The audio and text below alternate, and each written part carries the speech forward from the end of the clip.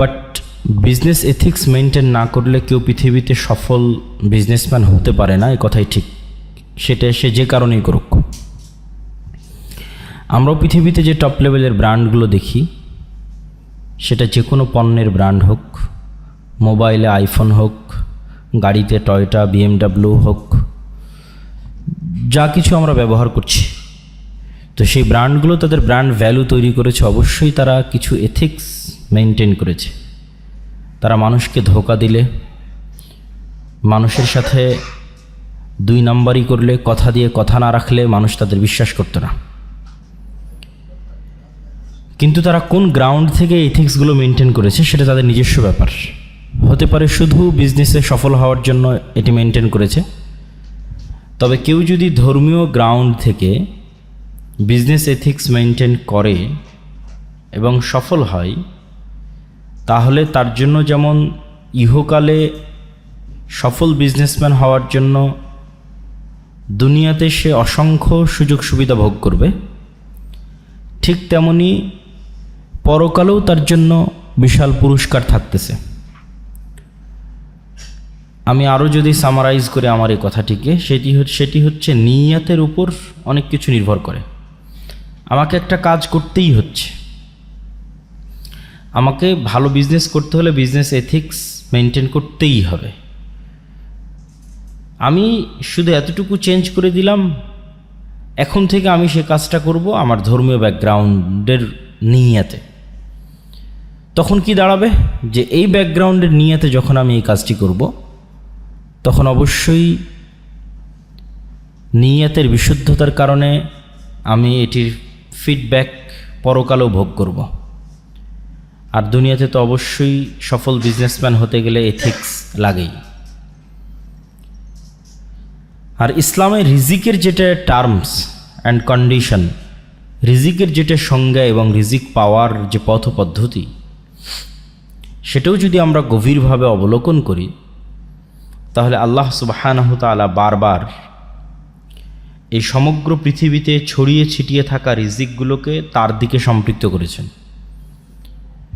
তথা আজকের পৃথিবীতে যত ধনী মানুষ আছে, তারাও আল্লাহর রহমত এবং বরকত, আল্লাহর দেওয়া রিজিক অন্বেষণ করেই, আল্লাহর দেওয়া রিজিক গ্রহণ করেই তারা ধনী হয়েছে।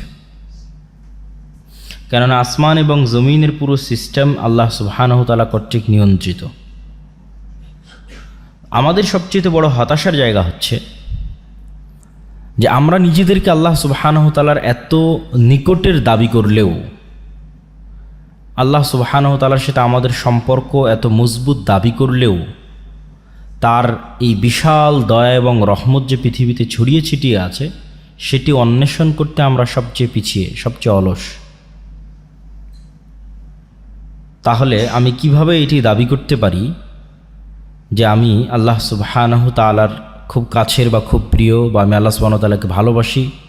এটি দাবি করলে সেটির সত্যতাও তো রাখতে হবে। সেটির সত্যতার অবশ্যই একটি মানদণ্ড এটি হতে পারে যে পৃথিবীতে যে রিজিকগুলো ছড়িয়ে আছে, সেই রিজিকগুলোকে আমি এই জন্য অন্বেষণ করার চেষ্টা করতেছি যেগুলো আল্লাহ সুবহানাহু তাআলার দয়া এবং রহমত।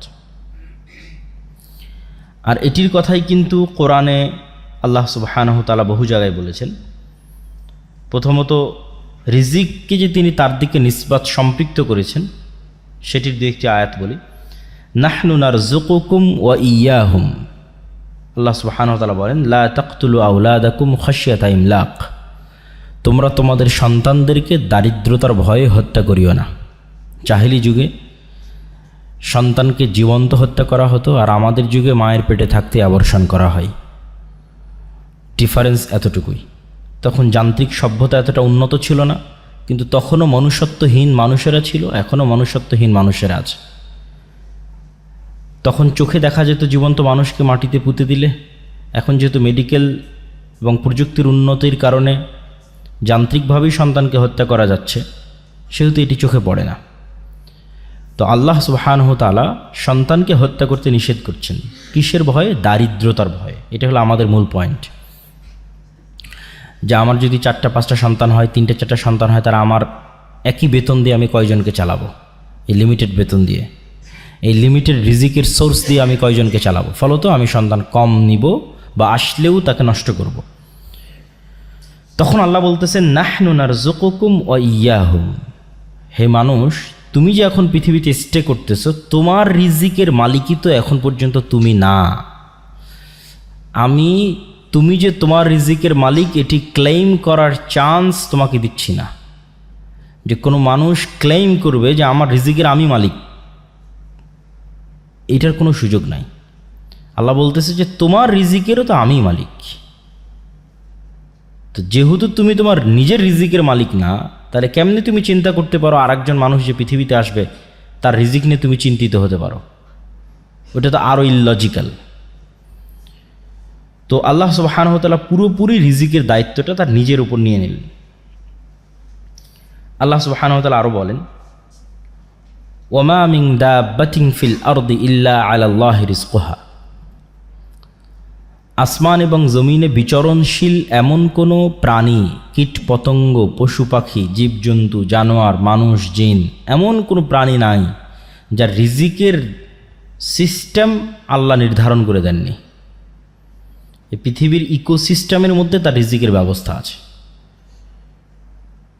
মাছ কি ভক্ষণ করবে, অন্য পশু প্রাণী কি ভক্ষণ করবে, মানুষ কি ভক্ষণ করবে, পুরো একটা ইকোসিস্টেমের মধ্যে সকলের খাবারের ব্যবস্থা আছে।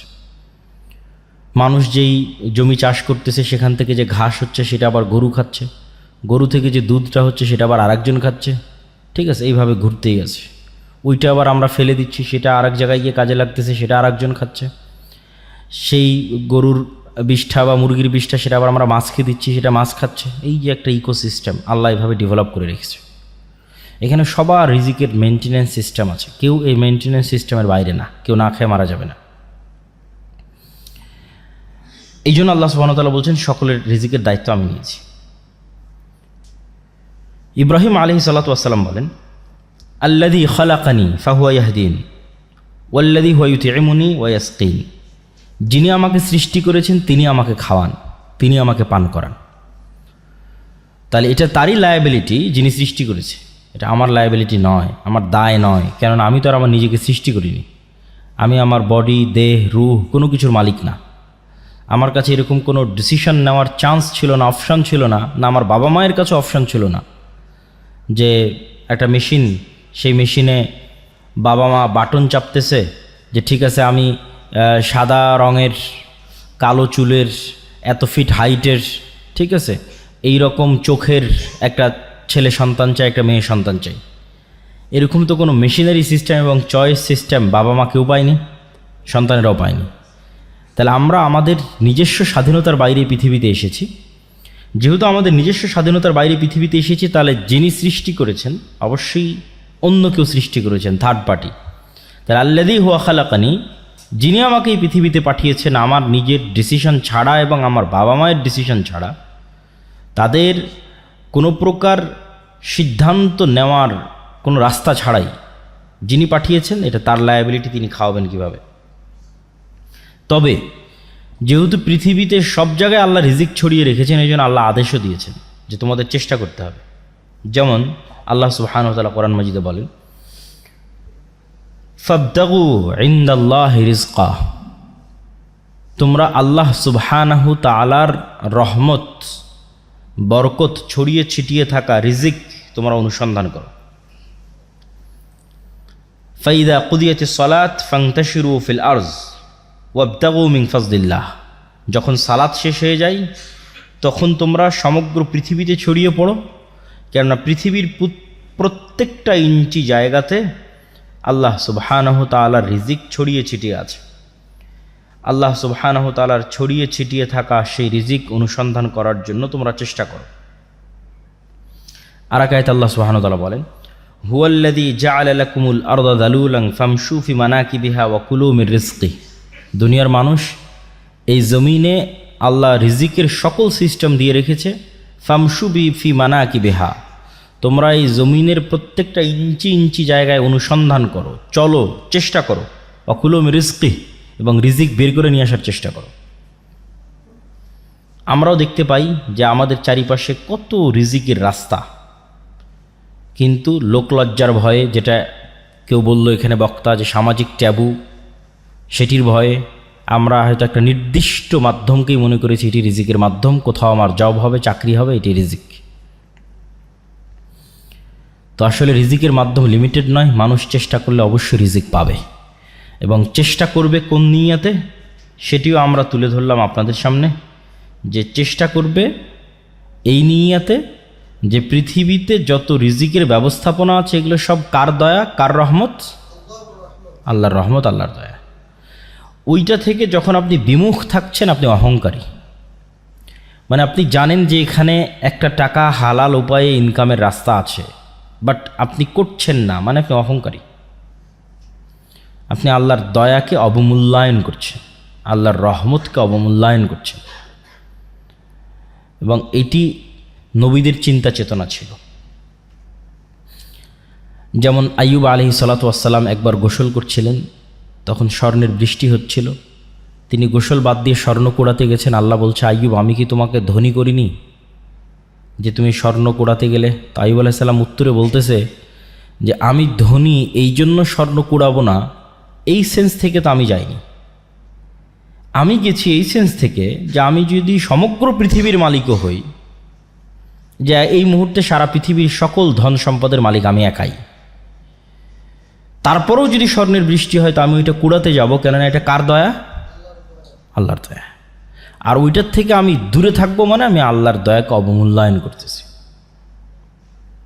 এই সেন্স থেকে দাউদ, সুলাইমান, আব্দুর রহমান বিন আউফ, জুবাইর ইবনুল আওয়াম, উসমান গনি, উসমান ইবনে আফফান, তারা পৃথিবীর কোটিপতি ছিলেন। দাউদ এবং সুলাইমানের মতো ধনী পৃথিবীতে আগেও কোনো দিন আসেনি, ভবিষ্যতেও কোনো দিন আসবে না। তারা এতটা ধন সম্পদের মালিক ছিলেন। তো এতটা ধন সম্পদের মালিক হওয়ার পিছনে তাদের মূল থিওরি এটিই ছিল যে তারা ছিলেন শাকুর, শুকরিয়া আদায়কারী। তারা অহংকারী ছিলেন না, যে না ধন সম্পদ আহরণের পূর্বে অহংকারী ছিলেন, না ধন সম্পদ আহরণের পরে অহংকারী হয়েছেন। এটাই লং টাইম সম্পদ মেনটেন করার একমাত্র উপায়। ধন সম্পদ আহরণের আগেও অহংকারী হওয়া যাবে না, ধন সম্পদ আহরণের পরেও হওয়া যাবে না। তাহলেই দীর্ঘদিন ধন সম্পদ আপনার কাছে থাকবে। এই দুইটার ব্যাখ্যাটা কি? ধন সম্পদ হওয়ার আগে অহংকারী হওয়া যাবে না মানে এমন কোনো কাজ, হালাল কাজে ইনকাম হইতে পারে সেটাকে ছোট চোখে দেখে পিছিয়ে থাকা হবে না। যে কোনো হালাল কাজকে যখন আপনি ছোট চোখে দেখে পিছিয়ে থাকবেন তখন আপনি অবশ্যই অহংকারী, এই জন্য পিছিয়ে আছেন, এবং এই জন্য আপনি সাকসেসফুল হতে পারছেন না। আর দ্বিতীয় যেটি, সেটি হচ্ছে ধন সম্পদ হওয়ার পরে অহংকারী হওয়া যাবে না। আল্লাহ সুবহানাহু ওয়া তাআলা বলেন, ইন্নাল ইনসানা খুলিকা হালুআ, আমি মানুষকে দুর্বল করে সৃষ্টি করেছি। ওয়া ইযা মাসসাহুশ শাররু জাজুআ, যখনই বিপদ আপদ মানুষকে ঘিরে ধরে সে হতাশ হয়ে যায়। ওয়া ইযা মাসসাহুল খায়রু মানুআ, আর যখনই টাকা পয়সা বেশি হয়ে যায় অহংকারী এবং কৃপণ হয়ে যায়। তাহলে এই যে মানুষের দুইটা ডাইমেনশন, যে যখন চারিদিকে বিপদ ভীত সন্ত্রস্ত, যখন চারিদিকে টাকা পয়সা কৃপণ অহংকারী, এই দুটাই আল্লাহ অপছন্দ করেছে। এটা দুর্বল ব্যক্তিত্বের পরিচয়ক। আর শক্তিশালী পার্সোনালিটির পরিচয়ক কি? চারিদিকে বিপদ আপদ দেখলেও সে ভীত সন্ত্রস্ত হয় না, হতাশ হয় না, তার সৃষ্টিকর্তা আল্লাহর প্রতি ভরসা রাখে। আবার যখন কোটি কোটি টাকার মালিক হয় তখনও সে অহংকারী, পাপাচারী, অপচয়কারী হয় না, তখনও সে তার ন্যায় নিষ্ঠা বজায় রাখে। এই ব্যক্তিত্ব অর্জন করতে পারলে আপনার ধন সম্পদ আপনার কাছে দীর্ঘদিন কন্টিনিউ করবে। সম্মানিত উপস্থিতি, আমি আমার বক্তব্যকে দীর্ঘায়িত করতে চাই না। রিজিক অন্বেষণের প্রতি উৎসাহিত করতে গিয়ে একটি ছোট্ট ঘটনা বলে আমার বক্তব্য শেষ করব ইনশাল্লাহ। আব্দুর রহমান বিন আউফ যখন মক্কা থেকে হিজরত করেন তখন অত্যন্ত খালি, জীর্ণ শীর্ণ, রিক্ত হস্তে মক্কা থেকে মদিনায় গেছেন। মদিনায় যাওয়ার পর তিনি এক আনসারি মানে সাহায্যকারী, ইনভেস্টর, বেশিরভাগ আনসারি ছিল ইনভেস্টর, আর বড় বড় ব্যবসায়ীরা সব ছিল মক্কা থেকে আসা। কেননা by default, by nature, by born মক্কার কুরাইশরা হচ্ছে বিজনেসম্যান, যেটা আপনারাও জানেন যে আমাদের নবীর স্ত্রী খাদিজা রাদিয়াল্লাহু তাআলা আনহা অনেক বড় বিজনেসম্যান। আল্লাহর নবী তার বিজনেসের দায়িত্ব পালন করেছে, তিনিও বিজনেস বোঝেন। ঠিক আছে, বদরের যুদ্ধ হলো কেন? আবু সুফিয়ানদের কন্টিনিউয়াস বিজনেস চলতো সিরিয়ার সাথে। ওই বিজনেস যে রুটটা ছিল, ওই রুটটা আল্লাহর নবী ব্লক করে দিয়েছিল। কেননা রাসূল সাল্লাল্লাহু আলাইহি ওয়াসাল্লামের সাথে আবু সুফিয়ানদের যে দ্বন্দ্ব ছিল, এটা শুধু ধর্মীয় দ্বন্দ্ব ছিল না, ঠিক আছে, এটার মধ্যে টাকা পয়সা সম্পৃক্ত ছিল, দুনিয়া সম্পৃক্ত ছিল, পাওয়ার সম্পৃক্ত ছিল। আপনারা অবশ্যই জানেন যে মক্কা হচ্ছে এইদিকে পশ্চিম, না পশ্চিম তো এইদিকে নাকি, মক্কা হচ্ছে এই পাশে আর মদিনা হচ্ছে এই পাশে, আর এখানে হচ্ছে সিরিয়া। তো মক্কায় হচ্ছে কোরাইশরা থাকে, তারা সমুদ্রের ধার দিয়ে, লোহিত সমুদ্রের ধার দিয়ে সিরিয়াতে বিজনেস করে। তো এই বিজনেস রুটে মধ্যে মদিনা। তো যখন মুহাম্মদ সাল্লাল্লাহু আলাইহি ওয়াসাল্লাম মক্কা থেকে হিজরত করে মদিনায় আসলেন, তখন তিনি বিজনেস রুট বন্ধ করে দিলেন। তো ওরা বিজনেস করবে কীভাবে? তখন তো যুদ্ধ অনিবার্য। এই জন্য কিন্তু বদর, ওহুদ থেকে বাকি যে যুদ্ধগুলো হয়েছে, এই যুদ্ধগুলো এই কারণেই, যে মদিনা যত বেশি পাওয়ারফুল হবে, মক্কার ব্যবসা তত সংকীর্ণ হয়ে যাবে, কেন ব্যবসায় চলতো সিরিয়ার সাথে। তো এরা by nature, by default business করা জানতো। তো ওরা যখন ওখান থেকে মদিনায় আসছে, তখন মদিনার মানুষেরা টাকা পয়সা দিয়ে ইনভেস্ট করেছে, ঠিক আছে তোমরা বিজনেস করো। আব্দুর রহমান বিন আউফকে বিজনেস করার টাকা দিয়েছে, জুবাইর ইবনে আল আওয়ামকে বিজনেস করার টাকা দিয়েছে, ওসমান ইবনে আফফানকে বিজনেস করার টাকা দিয়ে, এরা তো মক্কা থেকে পালিয়ে এসেছে সবাই, বড় বড় সাহাবী। কিন্তু এই প্রত্যেকটা বড় বড় সাহাবী অতি শর্ট টাইমে কোটিপতি হয়ে গেছে। তো আব্দুর রহমান বিন আউফ বললেন যে আমি তো উটের ব্যবসা বুঝি, আমাকে কিছু উট দাও, আমি আজকে থেকে বাজারে উটের বিজনেস শুরু করব। তো বাজারে যখন উটের বিজনেস শুরু করলেন, উনি একটা মূলনীতি মেনটেন করতেন। উট বিক্রি করার আগে বিভিন্ন অঞ্চল থেকে মানুষজন আসতো, উটের বাজারে, উটের হাটে উট উঠতো। যেমন আমাদের অঞ্চলে কুরবানির সময় গরুর হাট হয়, গরুর হাটে উট উঠতেছে। তো উনি উটের খুঁটিনাটি সম্পর্কে খুব অভিজ্ঞ ছিলেন। উটের নেচার, স্বভাব, উটের খাওয়া, উটের ফুড সিস্টেম, ঠিক আছে, উটের আবাস বসবাস, উটের কালার, রং, শক্তি, সামর্থ্য, জীবন প্রণালী, বংশধারা, এভরিথিং সম্পর্কে খুব জানতেন। তো যে বিষয়ে মানুষ বিজনেস করুক, ওই বিষয়ে নলেজ না থাকলে তো আসলে সে বিজনেস করতে পারবে না। তো যেহেতু উনি উট বিষয়ে সবচেয়ে পারদর্শী, এই জন্য উনি উটের ব্যবসায় হাত দিলেন। উটের ব্যবসায় যখন হাত দিলেন, তখন একটা মূলনীতি ছিল ওনার, সেটা হচ্ছে হাইয়েস্ট সেল, লোয়েস্ট লাভ, ঠিক আছে। এবং এটা ছিল ওনার সবচেয়ে বড় পলিসি, যেই পলিসি দিয়ে উনি মানুষের বিশ্বাসযোগ্যতা অর্জন করেছে এবং ধনী হয়ে গেছেন, কোটি কোটি টাকার মালিক ছিলেন। তো এই জন্য মানুষ যখন উটের দরদাম করতে আসতো, উনি বলতেন ঠিক আছে আপনি কততে দরদাম মনে করেন ফাইনাল হলো, যে আমি এই জিনিসটা, এই উটটা, এই গরুটা 2 লাখ টাকায় কিনবো। তখন উনি নিজে থেকে ধরিয়ে দিতেন যে এই উটের কিন্তু এই সমস্যা আছে। তখন গ্রাহক আরও দাম কমাতো, তারপরে ধরেন 1,80,000 ফাইনাল হলো, উনি আর একটা সমস্যা ধরাই দিতেন। উনি বিক্রি করতেছেন, বাট উনি আবার সমস্যা ধরাই দিচ্ছেন। এটার মূল কারণটা ছিল উনি হচ্ছে অল্প মার্জিন লাভে জিনিস ছেড়ে দিতে চান, আর ওই কাস্টমারের বিশ্বাসযোগ্যতা অর্জন করতে চান, যেন ওই কাস্টমার ভুলেও আর সেকেন্ড কারো কাছে উট কোনোদিন ক্রয় করতে না যায়। তো ওনার প্ল্যান এটাই যে আমি যদি একটা পণ্য বিক্রি করে 500 টাকা লাভ করি, আর সেই জায়গায় যদি আমি 1000টা পণ্য বিক্রি করতে পারি 1 টাকা করে লাভ করি, তাহলে 1000টা পণ্য বিক্রি করলাম, 1 টাকা করে লাভ করলাম, লাভ হলো 1000 টাকা। একটা পণ্য বিক্রি করলাম, একটা পণ্যতেই 500 টাকা লাভ করলাম, মানুষের বিশ্বাসযোগ্যতা অর্জন করতে পারলাম না। কোনোদিন মানুষ আশেপাশের বাজার তদন্ত করে আমার রেটটা যদি বেশি মনে হয় বা আমার কোনো ফলস ধরা পড়ে, সে আমার কাছে আর দ্বিতীয়বার আসবে না। তো দ্বিতীয়বার আমি কাস্টমারটাকে হারিয়ে ফেললাম। একবারের বেশি লাভ করতে গিয়ে আমার লং টাইম বিজনেসের যে ধারা, সেটি ধ্বংস হয়ে গেল।